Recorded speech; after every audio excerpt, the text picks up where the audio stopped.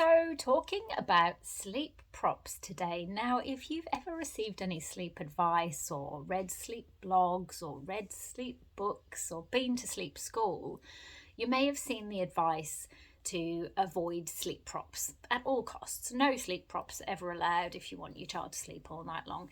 Now, as with a few other theories, I'm going to disagree with this one.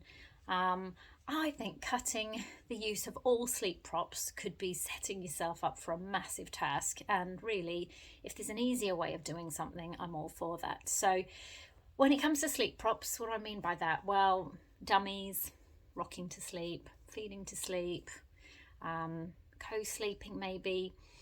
Anything that has become not very sustainable overnight in terms of maybe you have to repeat things every single stirring to be able to get your child back to sleep. So that's what I would refer to as maybe a sleep prop that's becoming problematic. Now, if you want to ease away from any of those things, rather than cutting them cold turkey, I would say just reduce your use of them.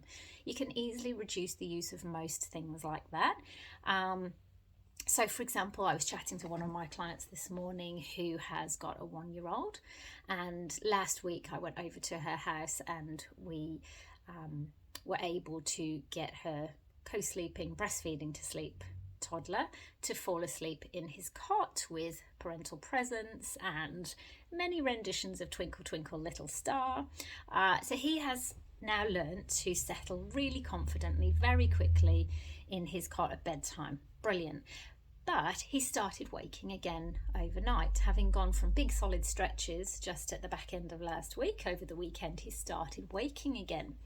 And she said, "Oh, he's broken. I don't know what's happened." And I said, "Well, no, this is a really normal step in the process." I said, "I feel like he's still doing a lot when he wakes at night. Is that right?" And she said, "Well, I'm singing Twinkle Twinkle again and I'm popping the dummy back in his mouth."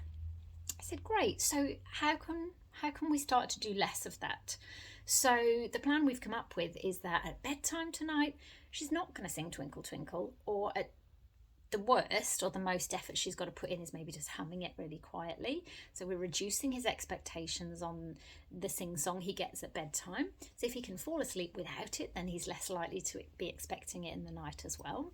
And at bedtime as well, we're going to try and encourage him to feel around and find his own dummy, because he's very much of the expectation that she's just going to keep popping it back in his mouth. So he's waking up every 2 hours at night. We all stir in the night, don't we? We roll over and make ourselves comfortable. But he fully comes to wanting the dummy put back in for him. So if we can alter his expectations at bedtime around the level of service that mum's prepared to offer, he's more likely to start looking for it himself in the night. So no, you don't need to get rid of all sleep props in one go. Sometimes when babies can be, and toddlers can be, more independent in finding and using their own sleep props, then there may not be an urgency to get rid of it after all. Once they start to get more independent, then usually night wakings resolve themselves.